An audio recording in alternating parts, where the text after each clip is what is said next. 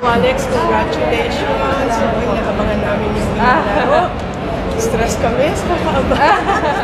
Because a lot of people were waiting. Kailan na laro? Out here so long, what would you say your favorite part about the Philippines? The Filipino pride. Whether it's the music, the food, something they enjoy doing. Reyes, my agent, it came from her originally. She just had an idea like, you playing very well out here, The basketball king who fell in love with tennis. Justin Brownlee's Alex Eala confession is breaking the internet. Reyes, my agent, it came from her originally. She just had an idea like, you playing very. Welcome back, Golf Vibes family. And if you're brand new here, perfect timing, because what you're about to hear is not just a sports story. This is a story about a nation, about pride, about a 20-year-old girl from Quezon City who just did something that no athlete from the Philippines has ever done in the history of tennis. And before this video is over, you're going to understand why a 6 feet 6 inches American-born basketball legend said out loud what an entire country has been quietly feeling deep inside their chest for months. Stay with me, because this one hits completely different. Let's set the scene first, because context is everything here. The Philippines is a basketball country. Walk through the streets of Manila. Visit a barangay court in Cebu. Wander through any neighborhood across the 7,641 islands that make up this remarkable archipelago and tell me what you see. A basketball ring. Every single time. Basketball in the Philippines is not just a sport. It is a religion. It is culture. It is woven into the DNA of Filipino society so deeply that for decades, the only names Filipinos worshipped in the sporting world were basketball names. They bled for Gilas Pilipinas on the international stage. They cried when they lost and celebrated like champions when they won. Tennis? Tennis was something that existed somewhere else, for someone else. And then a girl showed up with a racket and changed everything. Her name is Alexandra Eala. Born May 23, 2005, in Quezon City, Philippines. And right now, as of 2026, she holds a career-high WTA singles ranking of world number 29, achieved in March of this year, making her the highest-ranked Filipino in WTA Tour history. But wait, let those words actually land.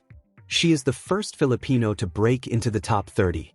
The first to record multiple wins over top 10 players and major champions.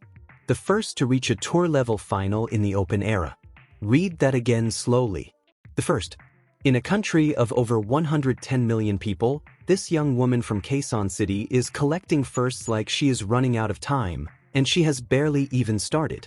Now here is the question you need to be asking right now. How does a girl from a basketball-obsessed country, from a nation where tennis courts are rare and tennis heroes are essentially non-existent, end up dismantling some of the best players on the planet?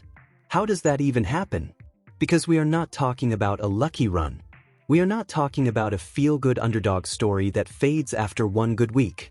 We are talking about someone who has systematically, repeatedly, shockingly beaten world-class competition with the composure of a veteran and the firepower of a champion. Let's talk about what she actually did, because the numbers are almost hard to believe. In 2025, ranked as low as number 140 in the world, Eala was handed a wild card for the Miami Open. A wild card. That means she was not even supposed to be there at the level she performed at. And what did she do with that wild card? She defeated Yelena Ostapenko. She defeated Madison Keys. She defeated Iga Swiatek. Yes, that Iga Swiatek, before falling to Jessica Pegula in the semifinals. Because of those results, she became the first Filipino to reach a WTA 1000 event semifinal. The first Filipino woman to defeat a major champion at a tour-level event in the Open era. And the first wild card in history to defeat 3 major champions in straight sets at a single WTA event. 3 major champions. As a wild card. Starting from outside the top 100. The tennis world did not see it coming. Nobody saw it coming. And when the points were counted on March 31, 2025, Alexandra Eala entered the WTA Top 100 for the first time, ranked at number 75. History was not just made that day. It was completely rewritten. But here is what really got people.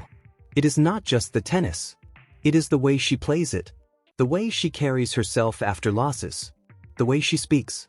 The way she makes you feel like you are watching someone who was built for exactly this moment, even when the scoreboard does not agree. She lost the Miami semifinal to Pegula, and rather than crumble, she looked up into the stands and saw something that stopped her in her tracks. She looked out and said, "We're playing in Miami, playing against an American, and the stadium was full of Filipinos. I just felt so supported and so loved." Think about that.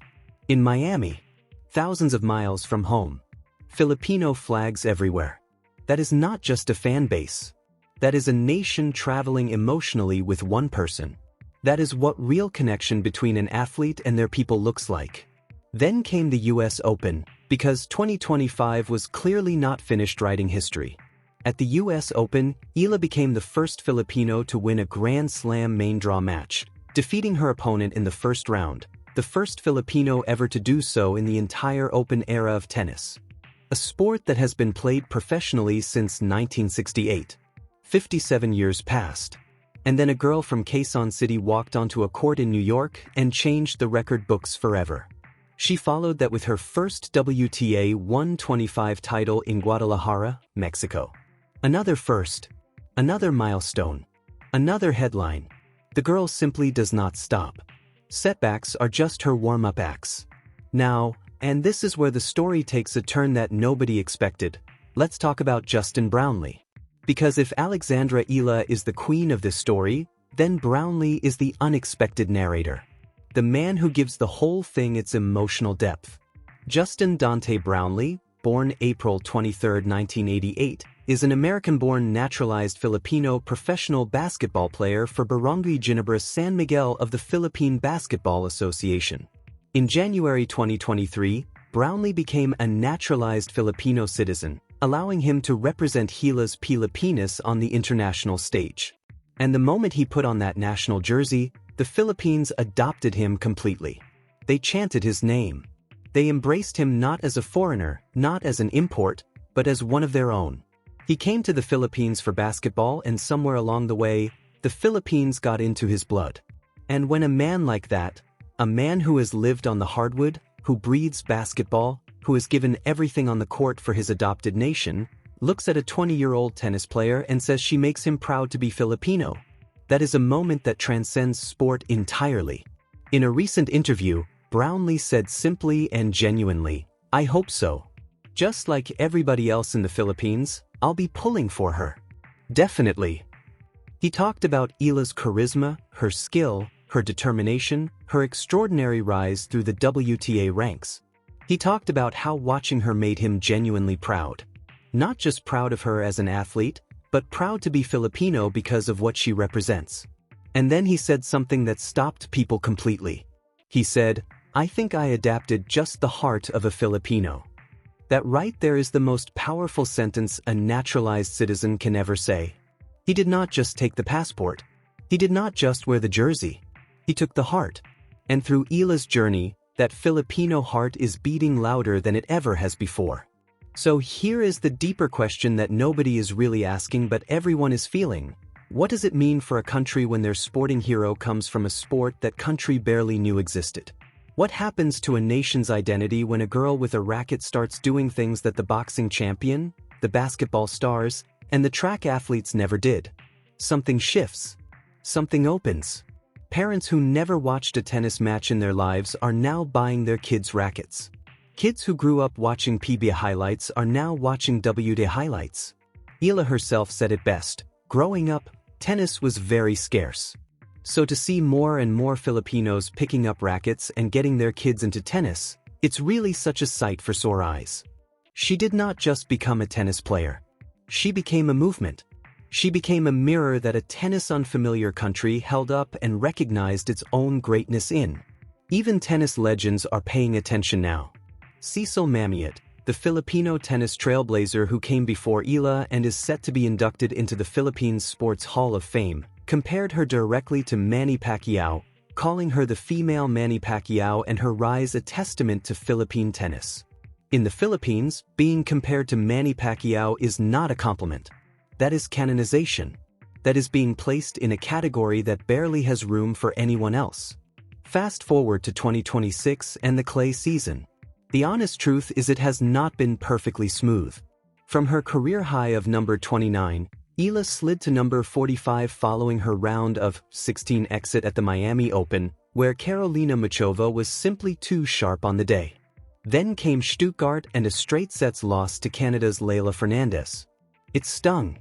Every Filipino fan watching at whatever hour it was on their side of the world, phones in hand, refreshing score updates with the nervous energy of someone waiting on a doctor's call, they felt it too. But here is what you need to know about Alexandra Eala. She does not break. She bends and she springs back. She lost in Stuttgart and showed up in Madrid ready to compete. She kicked off her Madrid Open campaign with a composed 6-3 victory over former French Open runner-up Anastasia Pavlyuchenkova, climbing 3 spots in the live rankings immediately. The climb is back on. And Madrid has special meaning, because it is the city where the Rafa Nadal Academy shaped her into the player she is today. She is fighting on ground that knows her name. With Roland Garros just weeks away, the tennis world is watching to see if Eala can translate her improving clay game into another deep Grand Slam run that sets the Philippines on fire all over again. Brownlee is watching. Millions of Filipinos are watching. The WTA is watching.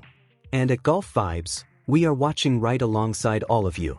Because this story is about more than tennis. It is about identity.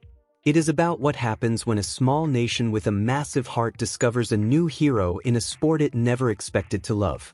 It is about a basketball icon finding his Filipino soul reflected in the backhand of a 20-year-old girl who left home at 13 to chase a dream that her entire country is now chasing with her. Brownlee said he will pull for her. He said he adapted the heart of a Filipino. And if you ask any Filipino fan who has woken up at 3 in the morning to watch Eala compete in a different time zone, they will tell you the exact same thing without hesitation. The heart of a Filipino does not quit. The heart of a Filipino shows up. The heart of a Filipino cheers even when it hurts, because the sight of that flag waving in the stands of Miami, Madrid, New York, or wherever Alexandra Eala walks on court next is worth every sleepless night and every early morning alarm. In 2026, tennis is no longer just a sport in the Philippines. It is a national obsession.